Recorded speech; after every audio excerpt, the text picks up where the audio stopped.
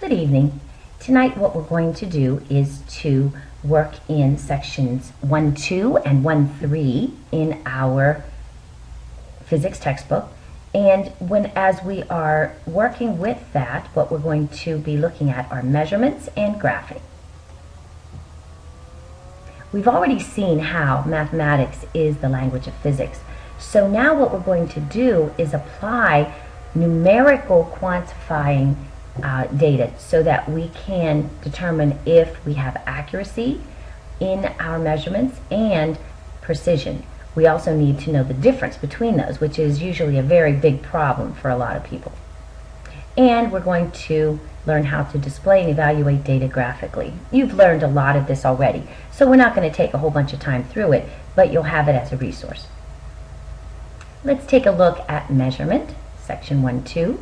We're going to make sure that everybody knows what the difference is between accuracy and precision, and then we're going to state the precision of measured quantities based on the deviation from the mean. We understand that a measurement is when you don't know some dimension, some quantity, and you are going to compare that particular unknown quantity to a known standard. If I'm trying to figure out, for example, the length of a box, I would then put up against that box a meter stick, which is a standard measuring system that would allow me to compare in terms of that meter stick how long the box is or what the dimensions of the box are. We use measurements primarily because they put numbers or quantify the observations that we make, and it helps with numerical quantification. We're able to record and communicate much more exactly what our observations are. We are also able, with careful measurements, to plot graphs of the data so that we can tell the relationship between any two quantities. Whenever we are looking at results, we always want to basically analyze them for what uncertainties they might hold. Because if you're saying something is XYZ, but it's not exactly XYZ, we really need to know how close you are to that particular value. And so when scientists look at other scientists' work, they actually examine the experiment itself for errors, and they also try to replicate the experiment. If they're not able to replicate the experiment using exactly the same procedures as the original person, then they feel that it is not a valid experiment. If they have a new measurement that actually falls within the uncertainty that the first experiment had, then that would help confirm the results. Now, when we talk about precision versus accuracy, perhaps the easiest way is just to define for a moment. So, accuracy, which is the easier of the two, is simply how close your measurement is to the accepted value. So, for example, if I know that the accepted value of the acceleration due to gravity on or near Earth is 9.80 meters per second squared, and I do an experiment to determine that number, and I get 9.75 meters per second squared, then I would have a pretty darn accurate value for my experiment. So accuracy, again, is how close your measured value is to the accepted value. Now let's go to precision. We generally have the idea that precision depends on the measuring instrument being used, and that is absolutely essential to understand. So we are only as precise as our measuring instrument. Let's take a look at what we mean. If we want to be precise, then we have to have the same result taken every time we take our measurement. Basically that would be the ideal.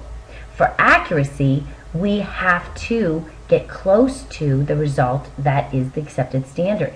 So in both cases, we have to use our instruments correctly, and we also need to make sure that we do not have or introduce errors that come from our own use of the instrument. So we have to use instruments that are calibrated correctly, and we have to use the instruments correctly. One important error that we absolutely can control is parallax error, and that comes from the angle that you read an instrument from. We've learned already, I'm sure, that you're always going to be reading scales straight on so that you are not going at an angle. Any angle other than straight on is going to allow, basically give you a mistake. It's going to be a different and therefore not as accurate value. And it is not repeatable either, because it just depends on where the person's standing. Everybody stands and has their eye basically right in front of the measure to be taken. Parallax error can be corrected by these methods. Certainly we understand, place your eye vertically above the markings on the scale. If you're measuring the length of an item, I always tell everybody to pick your meter stick up, sit it on its edge beside the object so that the scale of the meter stick is touching the object. And then there's no jumping across a chasm there to try to figure out what line on the meter stick you have. If you're measuring the volume of a liquid, we've learned that on a graduated cylinder, you're going to position your eye at the bottom of the meniscus for water and the top of the meniscus for mercury. We understand mercury is much more adhesive than it is cohesive. So it is going to have the opposite look in a graduated cylinder than water, which is more cohesive than adhesive. So we have to make sure that while we're measuring to the bottom of the meniscus for water, we have to put our eyes at the level of the top of the meniscus for mercury. Here's a question. Ronald, Kevin, and Paul perform an experiment to determine the value of acceleration due to gravity on Earth, which most scientists agree is about 980 centimeters per second squared.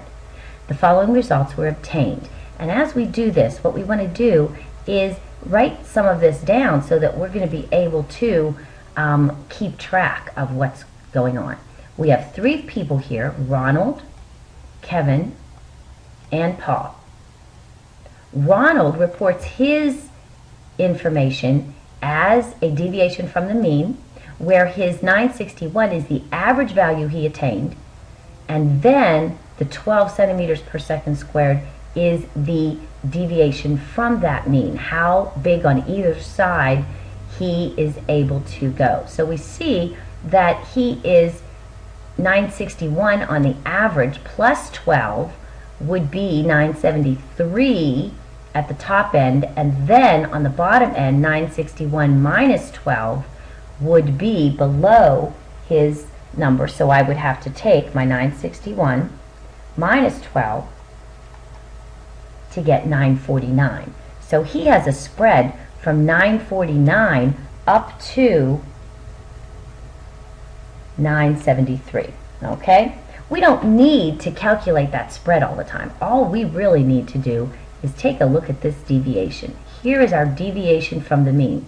12 for Ronald, 8 for Kevin, and 4 for Paul. So these circled values are going to tell us the precision. The boxed values that I'm making right now, the 961, which is the average, here's another average for Paul, and here is the average for Kevin. These are actually how accurate, they're going to tell us how accurate they are. We see that Kevin is the most accurate because he is closest to our 980. Excuse me. We also see that Paul is the most precise because he has the smallest margin of error. Okay? So when we express a deviation from the mean, we start with the mean, which is the average, and I'll just repeat it for you. So for example, 961 plus or minus That means on either side there's going to be a deviation of 12, and this is all of these are in the units of centimeters per second squared, and that is the form of the deviation from the mean. Precision is shown by how deviated the values are from the mean, and the mean is going to be what we compare to the accepted value, which is going to give us our accuracy. We measure accuracy with generally a % error. Alright, so I think we can understand that of these different choices, Ronald's value is the most accurate and Paul's is the most precise. Let's think about that. Again, Ronald's answer is closest to 980 centimeters per second squared, the accepted value, and Paul's error is only plus or minus 4 centimeters per second squared, so he's the most precise. Now let's look at the definition of precision and make sure we understand that the precision of an instrument is based on the last estimated digit, okay? Basically, what you are going to be looking at is the precision of your instrument, and then you have to always add that one estimated place, okay? So what we're going to be looking at here is a couple different terms that we have to get used to, okay? Divisions are just the actual lines that are on your particular measuring device. Count is a different thing. If we take, for example, a centimeter ruler, on the centimeter ruler we may just see the word cm for centimeter, or the abbreviation cm for centimeter.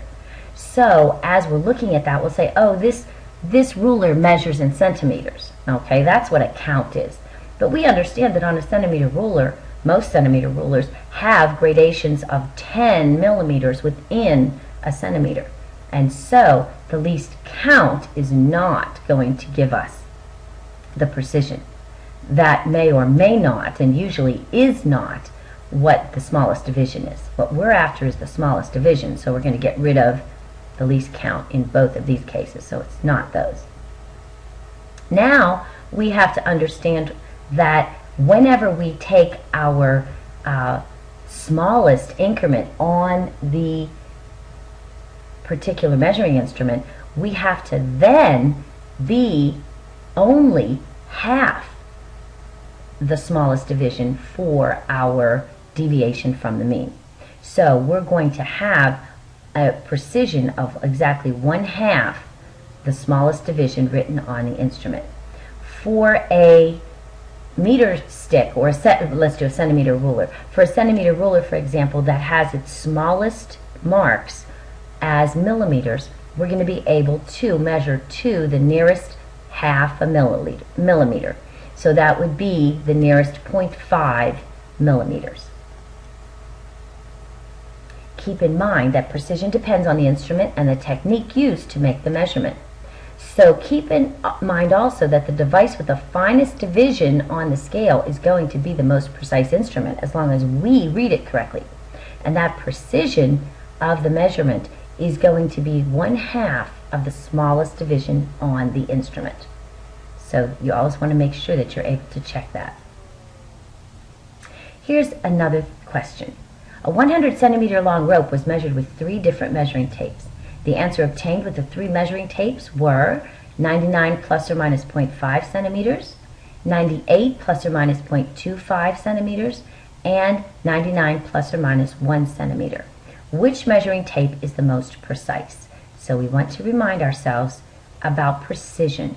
Precision is deviation from the mean. What is the spread of scores? And here we see this guy has 1/2 centimeter, this guy has 1/4 centimeter, and this guy has 1 centimeter deviation. So it's definitely this right here. Okay? So we should see that the second measuring tape is the most precise. Precision depends on the instrument, and because the second measuring tape has finer gradations, it is able to measure to the nearest plus or minus 0.25 centimeters, which is basically a fourth of a centimeter, and it is the most precise.